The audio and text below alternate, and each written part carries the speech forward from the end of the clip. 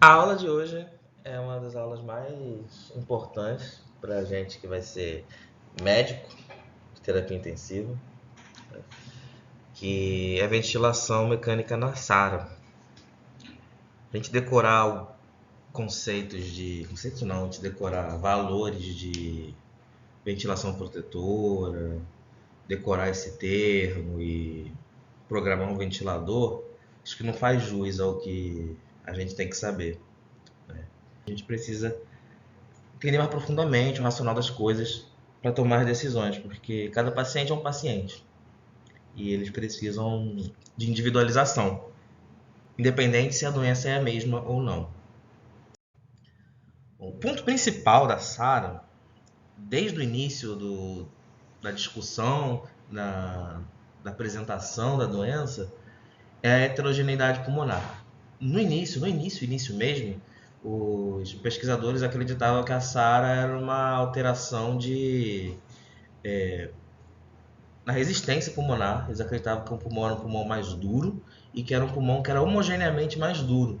Porque eu olhava o raio-x, via aquele pulmão branco dos dois lados e ficava nisso. É um pulmão homogeneamente acometido. Depois do advento da tomografia, a gente conseguiu perceber que, na verdade, o pulmão ele é muito mais heterogêneo do que a gente imagina. Aqui nessa foto a gente tem dois pulmões de Covid. Tá? O verde representa a área bem aerada e o amarelo representa a área onde o parênquima ele não está aerado. São dois casos de paciente com Covid, um Covid inicial e outro com uma SARA grave desencadeada pelo Covid. E a gente consegue ver que o pulmão ele fica muito heterogêneo, com áreas de aeração, boa aeração e áreas de aeração ruim. Né? Esse foi o segundo passo que deram no desenvolvimento do modelo mental da doença, foi chegar à conclusão de que o pulmão era heterogêneo. Isso é importante para a gente entender o futuro. Mas nesse primeiro ponto, quando eles definiram que o pulmão era heterogêneo e não homogêneo, a conclusão que eles chegaram era que isso eram acometimentos regionais diferentes por doença. Pneumonia está cometendo esse lobo, está cometendo esse lobo, está cometendo essa parte, está cometendo essa parte. E então seria uma alteração anatômica causada pela doença. Mas a verdade é que depois de alguns anos, descobriu-se que, na verdade, esse pulmão, que tem uma alteração de área aerada e área pequena, diferente, ela muda de acordo com a posição do paciente. Ou seja, esse pulmão aerado, ele vai variar em como o paciente estiver, e as áreas acometidas, elas não são acometidas de fato, elas estão daquele jeito, elas não são daquele jeito. Então, entendeu-se que a alteração pulmonar na SARA era uma alteração funcional, não anatômica. O Gattinoni, um pesquisador italiano, ele definiu, a partir dos estudos, décadas atrás, que o cerne da SARA está no fato de que a gente tem uma área muito menor do que a original de aerada. Uma área tão pequena que seria comparada ao tamanho de um pulmão de uma criança. E aí ele chamou isso de baby lung. E ele fala que o baby lung, então, ele vai ser funcional e não um baby lung anatômico. O baby lung ele vai depender de uma série de fatores que aparentemente estão correlacionados com a gravidade para definir o seu tamanho, a sua posição, a sua localização. E por que eu disse que tem a ver com a gravidade?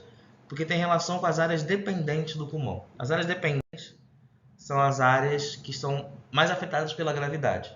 A gente tem aqui um pulmão, esse pulmão em supino, né? Na verdade esse pulmão em ortostatismo, né? A gente divide ele geralmente em zona 1, 2 e 3 de West. Essas zonas que a gente já conversou várias vezes. Né?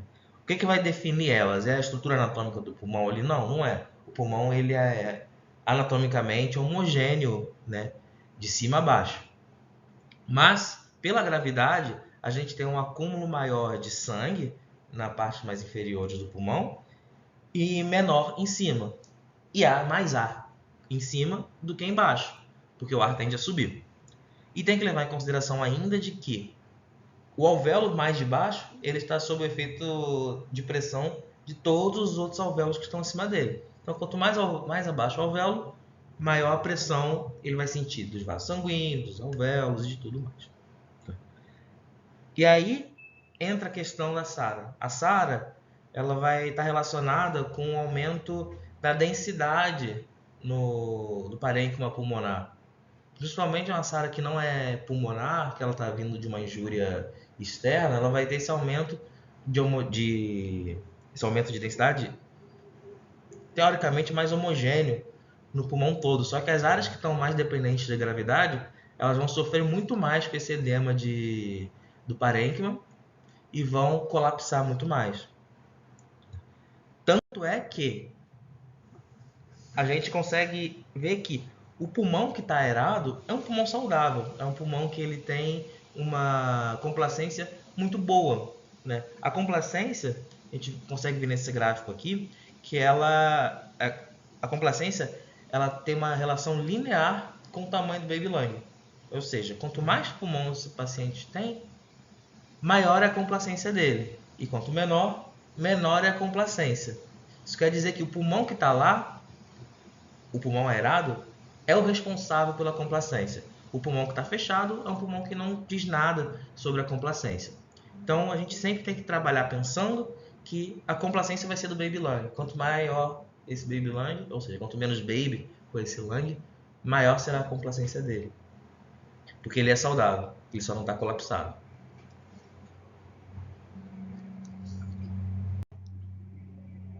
Quando a gente pensa no alvéolo, o alvéolo ele vai ter um tamanho basal, né? Aqui à esquerda eu fiz um esquema de um alvéolo de tamanho basal. E esse alvéolo, quando você bota uma quantidade X de volume nele, todos esses alvéolos eles vão tender a expandir de maneira igual, né? Não vai ter uma preferência entre um alvéolo e outro, esse volume vai ser distribuído de maneira homogênea, ele vai aumentar o alvéolo, a gente vai ter uma relação entre a área do alvéolo e a sua superfície diminuindo, tá? Mas seria normal. Quando a gente tem um alvéolo que está fechado, aquele mesmo volume que a gente está entregando para eles, ele vai ter que ser distribuído agora para os outros alvéolos. Não vai ser mais igualmente distribuído. Vai ter um alvéolo que não vai receber nenhum volume e um alvéolo que vai receber todos os outros volumes. É isso que acontece na SARA. A gente tem um pulmão que tem alvéolos que estão fechados e alvéolos que estão abertos. E quando a gente faz um certo volume nesse alvéolo, só os alvéolos que estão abertos eles vão receber. Então a gente não pode ventilar com o mesmo volume uma pessoa que tem um pulmão com todos os alvéolos abertos e uma pessoa que tem um pulmão com alvéolos fechados. Ventilar um paciente no SARA é ventilar isso. É entender que ele vai ter alvéolos que são assim e alvéolos que são assim. E sempre que a gente tentar encher esse alvéolo, a gente vai manter esse alvéolo fechado. E sempre que a gente tentar abrir esse alvéolo, a gente vai manter esse alvéolo hiperdistendido. Agora, fora dos modelos, olhando de verdade. São alvéolos de verdade. Esses são alvéolos durante uma inspiração e expiração. Eles se mantêm relativamente abertos. Eles não se fecham. E eles todos insuflam da mesma maneira, de maneira homogênea. Agora a gente olha um pulmão doente, um pulmão com SARA, onde tem alvéolos fechados e alvéolos abertos. O que acontece é isso. A gente vai ter alvéolos que se inflam e colabam depois, e alvéolos que estão abertos, mas que se hiperdistendem e depois continuam abertos. A gente já teve aula sobre lesão por ventilação mecânica. Isso aqui que vocês estão vendo à direita é basicamente o atelectrauma acontecendo nessa região o tempo inteiro e volutrauma acontecendo nessa região onde está. Então a gente, não importa qual alvéolo a gente esteja mexendo, a gente vai estar chutando ele. Vou tirar daqui para ver, calma. Beleza. Heterogeneidade pulmonar, isso impacta na ventilação. Ok, podemos prosseguir, né? Agora eu vou dar um passo atrás para a parte da física, para a gente poder seguir adiante e entender o que a gente precisa fazer para resolver isso. Estresse e estranho. Estresse e estranho são dois conceitos da engenharia que o professor Gattinoni trouxe para ventilação mecânica e que se aplicam muito bem no paciente de SARA. Por que ele trouxe esse conceito para a gente, né? Quando a gente pensa nas fibras, todas as fibras, né, do pulmão, as fibras colágenas, as fibras elásticas, essas fibras elas tornam-se tensas quanto mais força você aplica nela. Tá? A força que você aplica a uma estrutura é chamada de estresse. E esse estresse ele causa naturalmente uma resposta dessa estrutura, que no caso do pulmão são as fibras que tem no parênquima, que é o strain. O strain é o quanto essa estrutura se deforma frente a essa força. Tá? Exemplo, um elástico. Tá? A gente tem um elástico. Se eu começo a aplicar força nele, ele sofre uma deformação, ele se alonga. Se eu solto a força, ele volta para o normal dele. Aplico um estresse, o strain é o quanto ele mudou de forma. E aí a gente vê na equação, na fórmula aqui, né, do strain. O strain ele vai ser a pressão pleural sobre a elastância específica do pulmão. Ou seja, ele vai ser determinado por tanto de pressão que você está botando nessa estrutura e quanto ela é deformável. Tá? E o strain a gente também pode escrever ele da seguinte maneira, como alteração de comprimento. Né? É o percentual de alteração do comprimento. É o quanto alterou o delta, o final menos o inicial, sobre o inicial. Isso é strain. É só o percentual de deformação que aconteceu. Só que a gente usa isso aqui, comprimento, quando a gente está falando de uma fibra, de uma barra, de alguma coisa. Mas a gente pode falar de maneira volumétrica também. Então a gente pega o volume final do pulmão, menos o volume inicial, sobre o volume inicial. Qual é o volume inicial? É a capacidade residual funcional do pulmão. No pulmão de Sara, é o Veblen, é o quanto a gente tem de pulmão ali. E o quanto é essa variação aqui? É o volume corrente. É o volume que a gente está dando e está saindo do paciente. Então, o strain ele vai ser o volume corrente sobre o volume do Veblen. Beleza? Quanto menor for o Veblen e maior for o volume corrente, maior vai ser o strain. O strain e o stress, então, a gente pode entender que são duas faces da mesma moeda. O strain é só a resposta natural de uma estrutura ao estresse. Tá? Níveis não fisiológicos de strain, ou seja, strains muito grandes, eles vão submeter não só as fibras de colágeno e elastina a um nível de inflamação. Eles vão fazer também strain nas células, nos pneumócitos, nos macrófagos, em todas as células que estão ali. E essas células vão liberar mediadores inflamatórios e vão causar inflamação. Isso é o volutrauma. O volutrauma é causado pelo strain. Se o strain ele passa um limite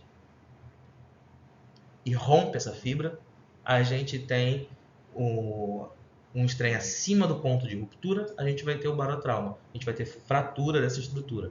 Então essa é a diferença entre o volutrauma e o barotrauma. Eles são causados pela mesma coisa, que é a pressão que você está botando na via aérea.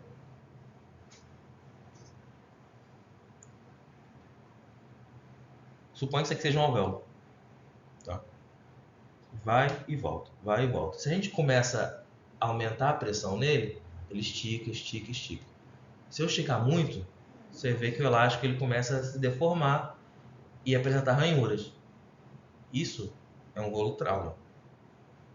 Você vê que ele nem volta mais para a posição que ele estava normal, de tanto dano que teve nas fibras. Se a gente passa do limite, tem um ponto de fratura, a gente tem o chamado barotrauma. Beleza? Um modelo que eu acho que é muito interessante para representar isso é o modelo do arqueiro. Pensa que essa corda que ele está puxando são as fibras do parênquima, né? A gente vai ter sempre uma manutenção aqui, por exemplo, basal de uma tensão básica, que está sendo dada por isso daqui, e depois a gente tem uma variação progressiva quanto mais pressão ele bota. O que isso é na analogia? Essa tensão inicial aqui causada, que não deixa ele fechar, é a PIP. E quando a gente bota o volume corrente, a gente aumenta essa pressão lá dentro e faz a drive pressure. Mas vamos chegar lá nesses pontos primeiro.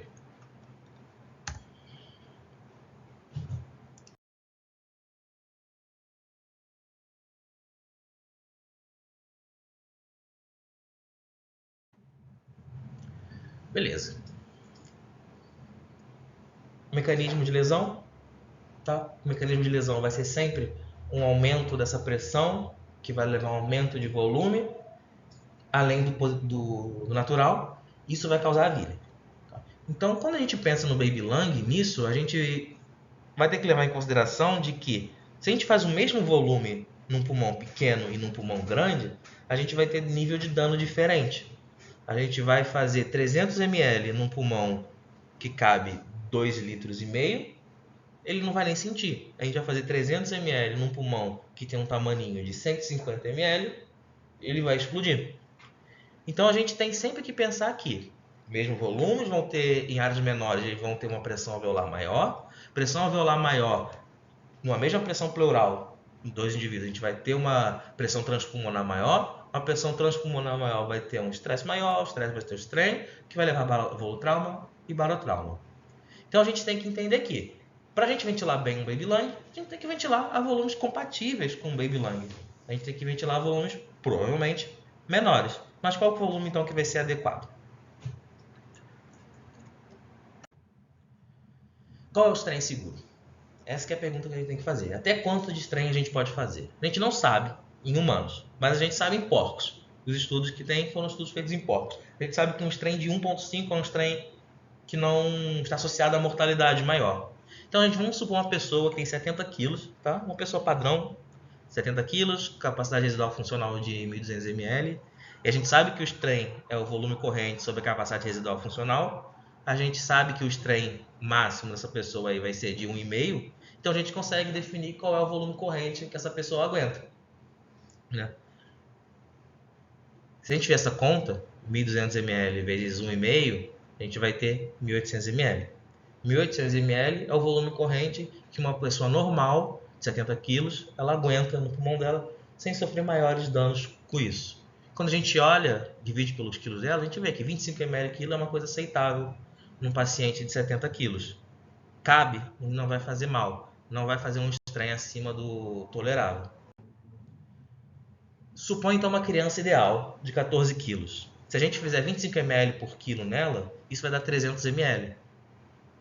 E é por isso que a gente pensa no baby lung e fala baby lung, porque é uma criança de 14 quilos. A gente está tentando ventilar uma pessoa que tem um quinto do peso dela. Um quinto de 70 quilos, 14 quilos. Um quinto do volume pulmonar dela vai ser isso. Se a gente ventilar uma pessoa com 5 ml quilo dela, a gente, na verdade, a gente está assumindo que a gente está ventilando ela como se ela fosse uma pessoa com 5 vezes a menos do peso dela. Uma criança. É por isso que a gente opta por fazer volumes para proteger esse pulmão de maneira empírica de 4 a 6 ml por quilo. De quilo do peso predito dessa pessoa. Porque essa pessoa, a gente está supondo que ela tem um quinto do pulmão dela capaz de receber esse volume.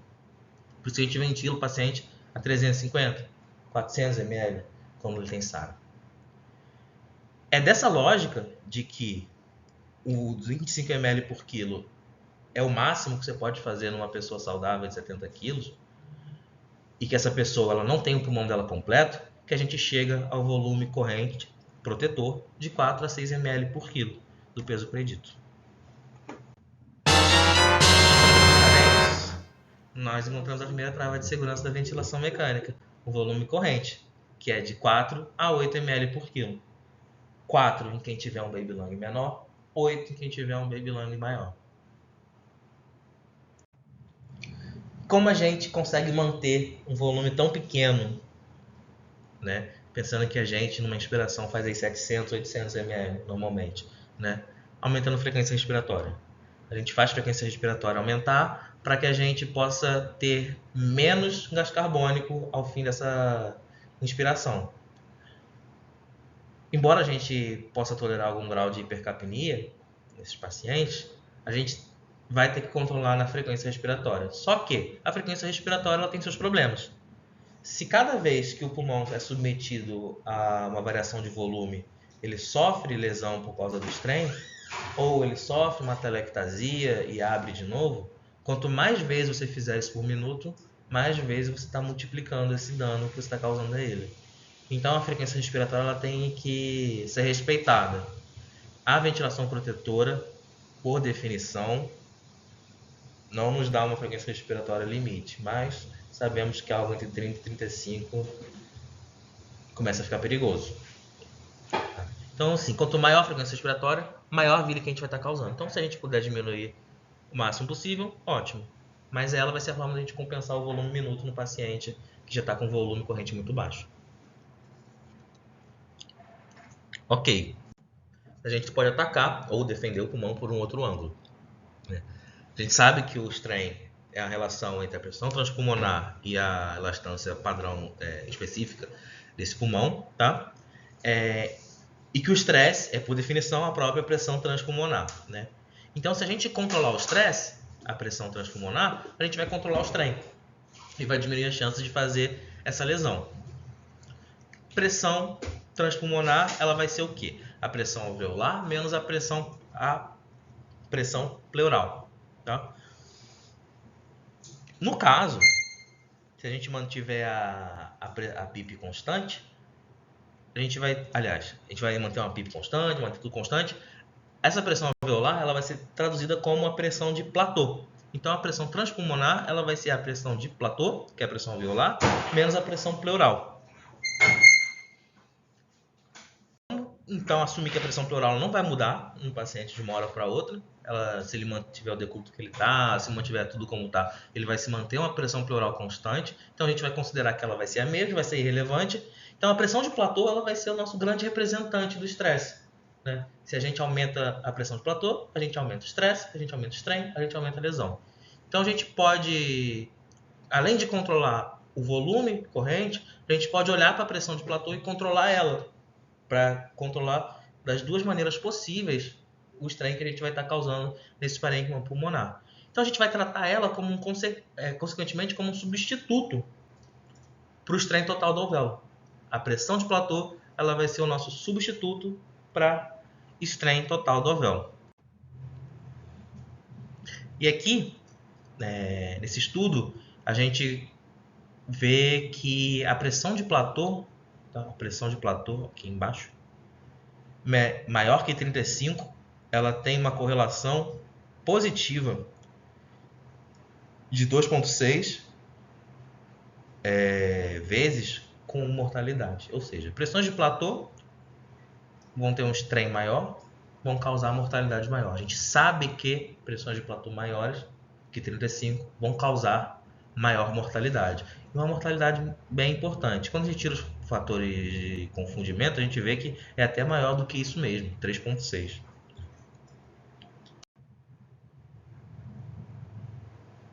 Apesar disso, a gente não consegue ver, de fato, quando a gente bota uma pressão de platô menor do que 30, uma queda de importante comparada com uma pressão maior do que 30 em mortalidade. Então a gente sabe que abaixo de 30 e acima de 30 não tem tanta diferença, mas que acima de 35 a gente já tem uma diferença importante. Então, parabéns, mais uma vez, a gente encontrou a segunda forma de travar uma ventilação segura para esse paciente para diminuir o strain que ele acontece. Uma pressão de platô de 30.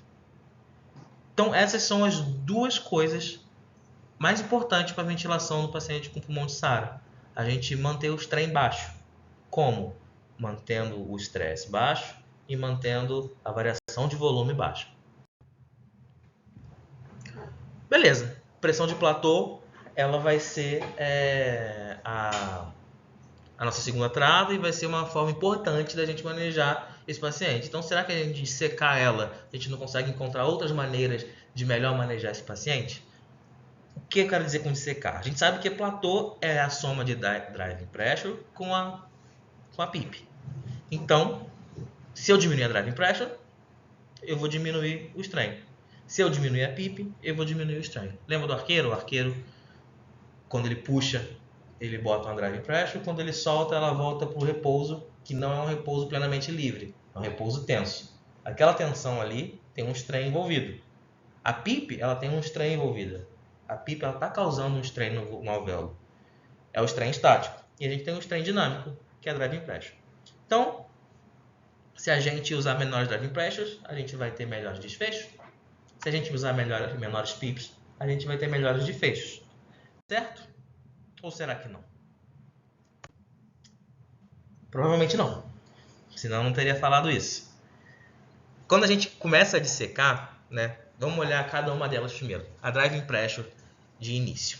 A driving pressure ela vai ser basicamente o strain dinâmico deste pulmão.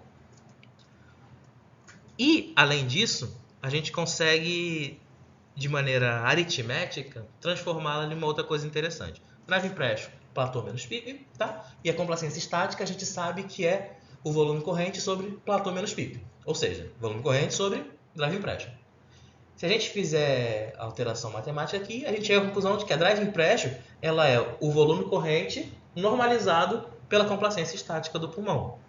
Ou seja, se a gente pegar e usar a driving pressure como guia, a gente vai estar tendendo a encontrar o melhor volume para a complacência desse paciente, ou a melhor complacência para esse volume. A gente vai conseguir fazer esse tipo de análise se a gente parte do princípio de que a driving pressure ela é uma normalização do volume corrente pela complacência. Ou seja, provavelmente ela é a forma mais fisiológica de você titular o volume corrente do paciente. Porque se eu faço um volume corrente e a complacência melhora, a driving pressure melhora, provavelmente minha complacência melhorou por causa disso. Porque aqui está igual, aqui mudou, aqui tem que ter mudado. E de fato, a gente sabe que existe uma correlação entre sobrevida e driving pressure menor do que 15. O Amato, em 2015, ele mostrou essa relação num estudo observacional, que a gente começa a ter uma correlação positiva com mortalidade a partir de uma driving pressure de 15. E abaixo disso a gente tem uma correlação negativa. Só que a gente não tem estudos ensaio clínico randomizados, a gente não tem estudos que buscam uma driving pressure como meta para fazer a ventilação do paciente. Então, assim, a driving pressure, ela parece pra gente que é uma meta interessante da gente ter no paciente, uma driving pressure menor que 15, para fazer uma ventilação segura, né? Para diminuir o strain desse paciente, o strain dinâmico. Mas a gente não sabe de fato se é, a gente não consegue garantir, assim como a gente garante que um volume corrente daquele reduz mortalidade de 4 a 8, e como a gente garante que uma pressão de platô menor que 30, menor que 35, né? Ela vai também diminuir a mortalidade. Mas promete. Acho que sendo nos próximos anos, quem sabe. E a PIP? A PIP é uma longa história. Acho que ela é a maior história que tem na parte da ventilação com SARA mesmo. A gente já sabe que a PIP ela é uma força do mal, né? Ela está ali para humilhar o alvéolo. A gente bota uma PIP alta, a gente está aumentando o strain estático desse alvéolo e causando dano, né? A gente faz hiperinflação, um pulmão sobredistendido. Mas por outro lado, a gente também sabe que a PIP ela é um agente do bem nesses pacientes, porque eles têm um pulmão muito heterogêneo. E pulmão heterogêneo, a gente tem hiperinsuflação de um lado enquanto tem colabamento do outro. Quando a gente tem PIPs maiores, a gente mantém esse parênquima armado, esse parênquima aberto, os alvéolos abertos, eles não se fecham. Você pode ver que a diferença entre inspiração e expiração, com a PIP de 5, com a PIP de 10, com a PIP de 16, com a PIP de 24. Na PIP de 5, na inspiração a gente tem sobredistensão de alguns alvéolos e muitos alvéolos colabados, né, ao fim da inspiração. Ao fim da expiração, mais alvéolos colabados ainda. Quando a gente vai aumentando a PIP, a gente vai aumentando a presença desses alvéolos abertos, vai diminuindo a telectral. Só que aí é uma faca de dois gumes, né? Porque a gente vai estar trocando a telectrauma por volutrauma. Então a gente precisa saber quando esse trade-off é interessante e quando ele não é. A gente precisa saber qual PIP a gente precisa utilizar para garantir o melhor dos dois mundos, que é um pulmão aberto, mas que não esteja sobredistendido, que não esteja com strain muito alto, mas também que não esteja fazendo muito telectrauma com colabamento.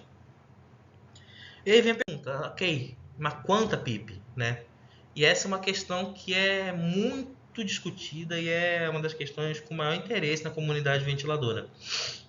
A gente teve grandes trials já realizados sobre isso, o Alveoli, o Express, o Love, cada um com suas críticas, não são trials maravilhosos, eles têm bastante críticas, tá? E que forçando bastante a amizade, eles mostraram algum benefício da PIP alta sobre a PIP baixa, né? Entre 12 a 15 centímetros de água. Eles já foram avaliados em 2 meta-análises posteriormente, tá? Mas a gente sabe que entre 12 a 15 aí deve ser melhor do que uma PIP baixa. Ok, mas sim, exatamente quanto de PIP a gente vai usar nesses pacientes, né? A gente sabe, o volume é 4 a 8 e a pressão de platô é abaixo de 35. Mas quanto de PIP a gente vai usar? A gente não sabe de fato, né? Quanto maior a recrutabilidade do pulmão, ou seja, quanto mais pulmão colabado, aparentemente mais PIP vai ser necessário para esses pacientes. Só que medir essa recrutabilidade não é fácil. Não é só a gente pegar a tomografia e olhar e falar, putz, tem 50% de acometimento, 25% de acometimento. Isso não vai definir pra gente. E além disso, o visual ele não nos diz o que é de fato um alvéolo de enchimento lento, um alvéolo que vai ser recrutado fácil, um alvéolo que vai conseguir ser aberto de maneira mais tranquila. E se a gente pressurizar demais para abrir todos os alvéolos, a gente vai aumentar tanto o strain estático quanto a resistência vascular desse pulmão. A gente não vai conseguir fazer uma troca gasosa adequada. A gente vai lesionar o pulmão e vai diminuir a troca gasosa. Então a gente precisa escolher a PIP que garanta a melhor DO2. A melhor PIP vai ser a PIP que entregar o melhor oxigênio para os tecidos. Que aumente a área de troca e que diminua a resistência ao débito cardíaco direito. Beleza? Então, a forma, acho que mais gloriosa da gente fazer uma avaliação da PIP ideal seria avaliar o shunt com o Swan-Ganz, que é o padrão ouro para a gente calcular a DO2, mas vamos ser factíveis, né? Não, né? Ninguém vai passar um Swan-Ganz no paciente só para titular a PIP dele, né? Mas dá para passar. Se ele tiver com Swan-Ganz, se ele já tiver com Swan-Ganz, não vejo motivo a gente não titular uma PIP com Swan-Ganz, né? Por quê? O que a gente vai ver? A gente vai ver um paciente que tem a PIP baixa, ele vai ter um shunt alto, porque ele passa sangue no paciente, no alvéolo, e o alvéolo não está recebendo gás. E a gente vai ter, quando o paciente vai hiperdistendido, a gente vai ter um paciente que está sobredistendido e a gente não vai ter sangue passando ali. Então a gente vai ter uma relação VQ alterada, tanto no paciente com pouca PIP e no paciente com muita PIP. Então a gente vai ter que buscar uma PIP intermediária, onde a DO2 seja melhor. Você calcula a diferença você meio que calcula a taxa de distração pulmonar. Você vai calcular a taxa de isso. Você vê a saturação pulmonar e depois depois que passa para o sistema. Isso que eu tô... Como que calcula? Eu também não estou tentando entender.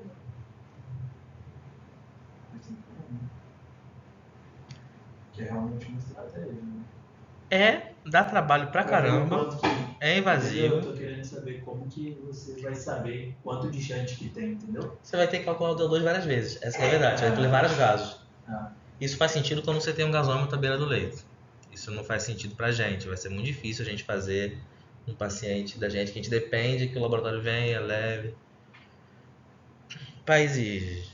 Mas é título de pesquisa. Mas em países de primeiro mundo, o gasômetro fica na beira do leito, né? Fica ali na bancadinha da enfermagem. Você colhe e faz, colhe e faz.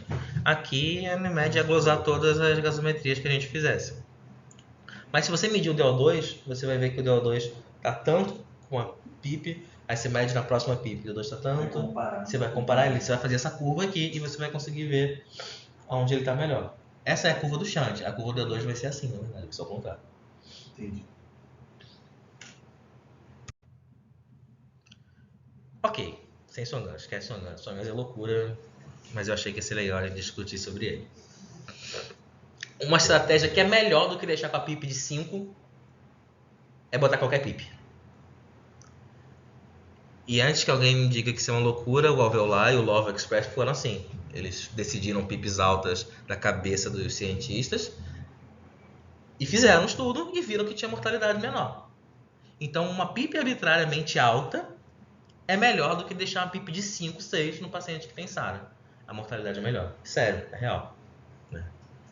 Se você não sabe como titular a PIP, bota 15 de PIP. Vai ser melhor do que deixar em 6 de PIP para o paciente. Provavelmente. Titulação pela FiO2 do paciente. É a famosa tabela da PIP da ARDS Network, a tabelinha da ARDSNet. O desfecho daqueles estudos foi mortalidade? Forçando muita barra, em SARA muito grave, PIPs altas melhoram. PIP alta e diminui a mortalidade. Você pegar os estudos, assim, Reforçando. é tipo intervalo de confiança, bate 0,9999, 1, entendeu? É bem forçado. As meta-análises avaliaram que se a SARA for muito grave, tem diminuição de mortalidade. Em SARA moderada e leve não tem diminuição de mortalidade. A tabela da ARDSNet, né, foi uma das primeiras propostas para definir PIP alta. Mais uma vez, da cabeça vozes dos pesquisadores, né? É baseada em opinião de especialista e é baseada na opinião de especialista de 1995. Vocês vejam que talvez seja um pouco defasada o uso dessa tabela hoje em dia. Mas foi uma das primeiras propostas para definir PIP alta e assim, ela definitivamente é melhor do que a PIP baixa, tá? Usar ela é melhor do que deixar em PIP de 5 e 6. Mas ela parte de um pressuposto que a gente vai... pacientes que precisam de FiO2 mais alta, eles precisam de recrutabilidade mais alta. Não sei se é realmente. No geral parece funcionar, mas...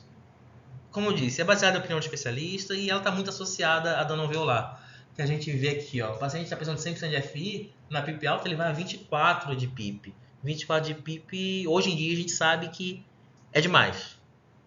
Hoje em dia a gente sabe que passando de 16 já começa a ficar demais. A gente não sobe muito mais do que 16 a 20. Tá?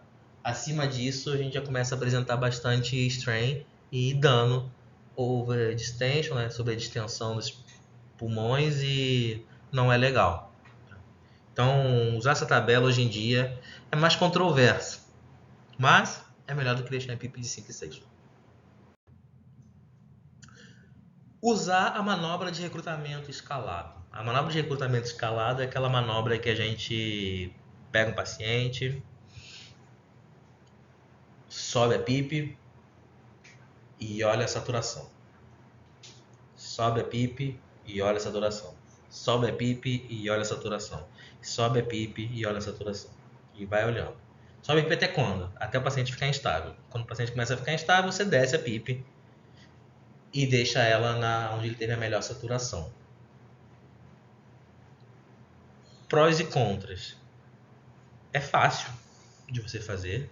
Você recruta alvéolos fechados nesse processo. Então você não só está titulando a melhor PIP, você está fazendo uma manobra ativa para trazer mais alvéolos para esse jogo aí. Contras. A correlação, se eu não me engano, é de 0,6 entre a saturação periférica e a PIP, ou seja, essa relação não é uma relação muito boa. e a mortalidade não diminui quando você faz recrutamento de alvéolo. Você aumenta a saturação, você faz um aumento no DO2 transitório, 1 ou 2 horas aí, mas ele não muda desfecho desses pacientes. A manobra em si não muda desfecho. E a manobra também pode ser utilizada para definir a melhor PIP. Mais uma vez, é melhor do que PIP de 5. Mas a gente não sabe realmente se isso aí se ela é melhor do que uma outra, né? Porque a gente não tem muita comparação, a gente não tem estudos que comparam os diferentes formas de titular PIP. Mas é uma forma de utilizar. Aqui eu pessoalmente mais utilizo, o que eu acho mais fácil, né? É a de melhor complacência. A gente tinha antes dito que o driving pressure, né?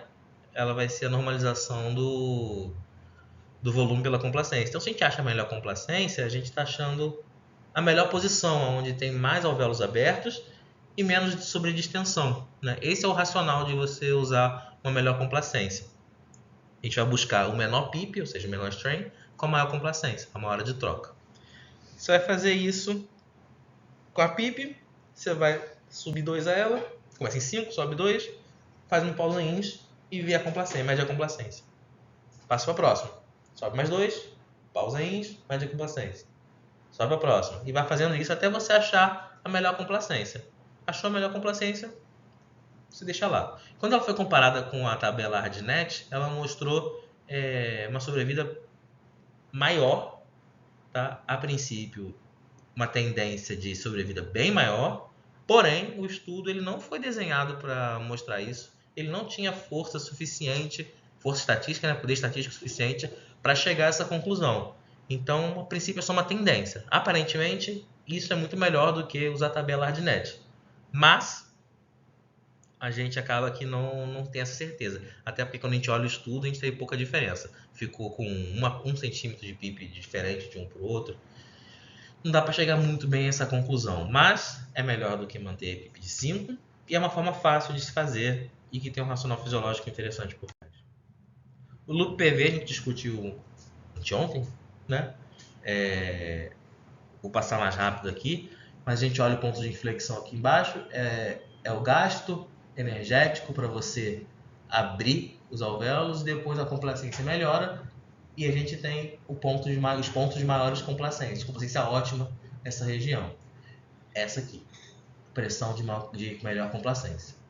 Então a gente vai achar o ponto de inflexão inferior aqui e vai escolher arbitrariamente uma PIP entre este ponto e o ponto de inflexão superior, que é o ponto de sobredistensão.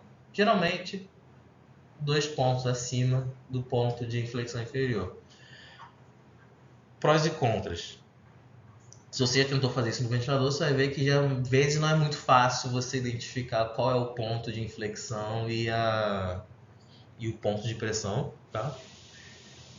E a gente sabe que, apesar daqui ter a melhor complacência, isso não quer dizer que todos os alvéolos aqui estão sendo recrutados. Tá? Tem um estudo, que é esse aqui, ele mostra que nessa faixa a gente vai ter alvéolos que só vão abrir com 45 centímetros de PIP. Ou seja, existem alvéolos que não vão ser abertos e não adianta a gente querer insistir em abri-los, porque eles não vão abrir nesse momento. A tomografia de tórax parece ser padrão ouro para você ver a recrutabilidade, né, do paciente. Mas tem que pensar que quando você está usando ela, você está jogando uma carga absurda de radiação no paciente, talvez sem necessidade. E a gente tem toda uma logística de carregar esse paciente que está grave, quanto mais grave, mais necessidade de solução de PIP, para uma tomografia, né?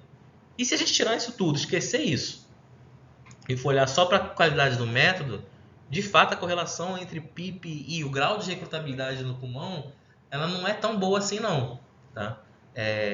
A gente vê aqui um paciente que aparentemente a gente olha, ele tem uma alta recrutabilidade e um pulmão com baixa recrutabilidade, tá?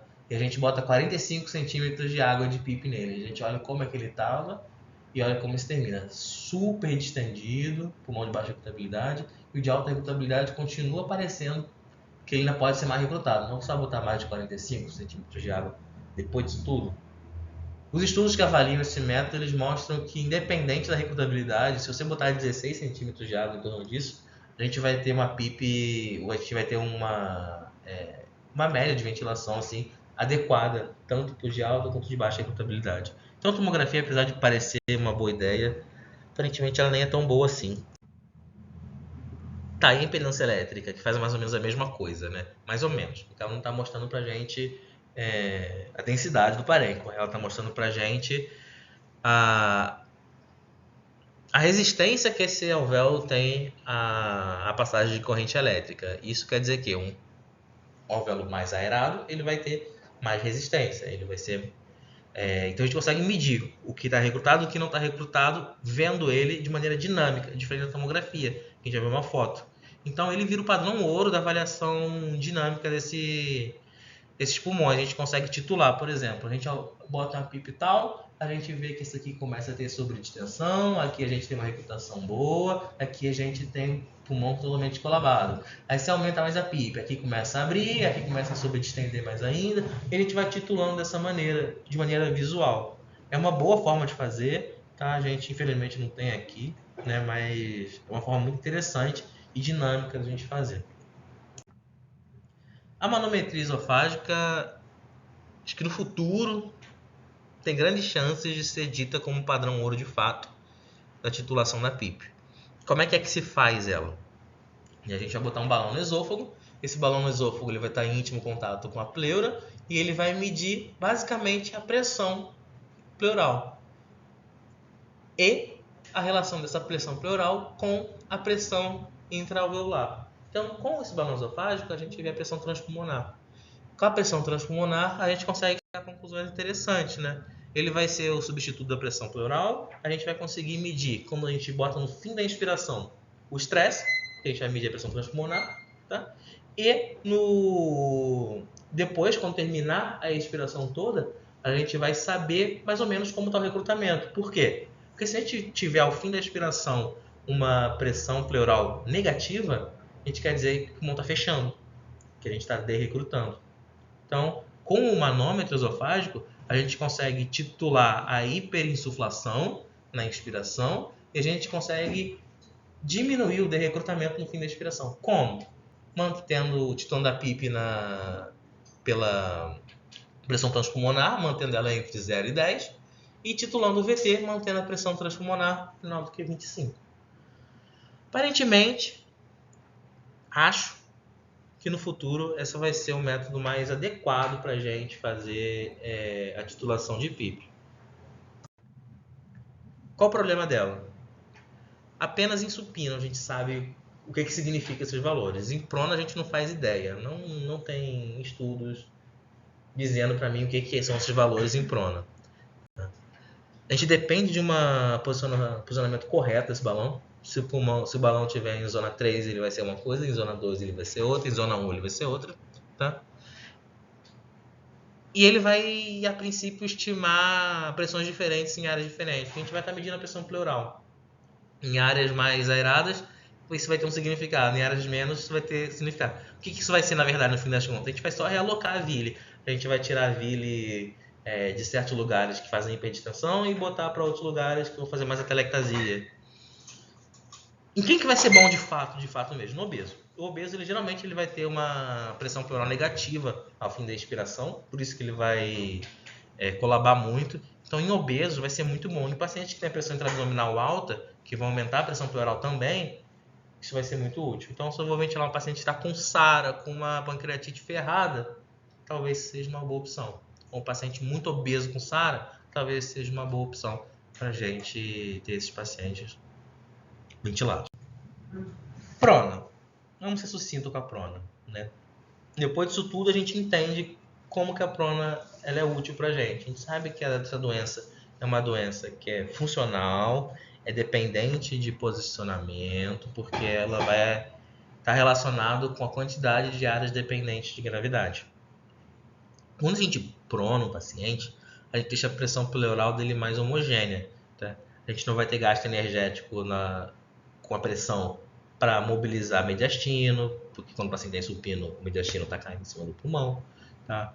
A gente vai homogeneizar essa pressão pleural. Isso vai fazer com que a gente consiga ter menos áreas dependentes e menos áreas com acúmulo de alvéolo sobre alvéolo para não abrir. Então a gente vai aumentar esse baby lung quando a gente bota o paciente em prona. Então por que a gente não bota todo mundo em prona, né? A prona só vai reduzir mortalidade, de fato, em pacientes que têm SARA com relação PF menor que 100. A cada 11 pacientes que a gente prona com relação PF menor do que 100, um se beneficia com isso. É um NNT de 11. E são esses pacientes que têm esse benefício. Mas nem todos eles vão poder. Paciente com limitações anatômicas, por exemplo, que está com a barriga aberta. A gente não consegue pronar esse paciente. Paciente mega obeso, vai ser difícil fazer esse paciente ser pronado. Paciente que está com pressão intraabdominal alta, pressão intracraniana que não pode ficar alta, a gente também vai ter dificuldade de pronar ele. Questões logísticas mesmo, a gente não tem equipe suficiente, ou mais uma vez, paciente gordo, muito grande, vai ser difícil de pronar com a equipe, uma equipe de técnicas de 50 quilos, vai pronar um paciente muito grande, é difícil, talvez não seja seguro, então a gente precisa levar em consideração essas coisas também. E em países civilizados, onde a ECMO é uma realidade, a gente tem que ficar atento que metade dos pacientes que têm SARAs não vão se beneficiar com prona, mesmo que eles tenham uma alta recrutabilidade. Então, a gente insistir em pronar certos pacientes pode acabar atrasando a ECMO. No nosso caso, que a gente não é um país civilizado, a gente não tem ECMO, é o que nos sobra, né? Mas se a gente estivesse em Paris, talvez a gente devesse repensar. Esse paciente é para pronar ou é um paciente para ECMO? Né? Para não atrasá-lo. Enfim, resumo. Ventilação protetora, esse termo, esse PEC, esse bundle, é uma orientação para redução de strain em síndrome respiratória, síndrome de desconforto respiratório do adulto. Tá? Não é um bundle que a gente deve usar de maneira cega em qualquer paciente. O paciente está com pulmão saudável, você não precisa aplicar um bundle de ventilação protetora nele. Até porque não se estudou ventilação protetora em paciente com pulmão normal. O que a gente sabe porque a gente estudou. A gente estudou em paciente com pulmão de SARA. Tá? A gente tem que ter na cabeça que o volume corrente ele tem que ser ajustado para o baby lung. Se o paciente tem um pulmãozinho muito pequeno, aquele COVID com 90% de pulmão ferrado, com 10% de pulmão, você também não vai ventilar 4, você vai ventilar 3, vai ventilar 2,5, como a gente já fez aqui, e deu certo. Então a gente precisa pensar, esse conceito de ventilação protetora é útil para diminuir os erros, mas a gente, que vai ser médico intensivista, a gente tem que pensar, por que eu estou botando 3 ml por quilo nesse paciente? E não 4, e não 6, e não 8, e não 2. Tudo que a gente faz tem que ter um motivo, não é porque eu ouvi assim, né? Não é isso que se espera do intensivista. A gente precisa saber o que a gente está fazendo. E a gente precisa individualizar cada paciente. Um ensaio clínico randomizado é uma grande média de muitos pacientes, de preferência de muitos centros, e ele também é mais uma forma da gente diminuir a chance de errar. Mas cada paciente é um paciente, cada paciente tem suas idiosincrasias, cada paciente vai responder de uma maneira, cada paciente é um mundo que precisa ser compreendido e avaliado à beira do leito. Então, sim, a gente tem que saber os parâmetros de proteção de ventilação protetora, mas a gente tem que entender que cada baby lung é um lung de um bebê diferente. Os baby lungs não são iguais todos no outro. E mais uma vez, não se aplica fora da SARA. É uma coisa para SARA que a gente tem que usar na SARA. A gente precisa pensar o que a gente está fazendo.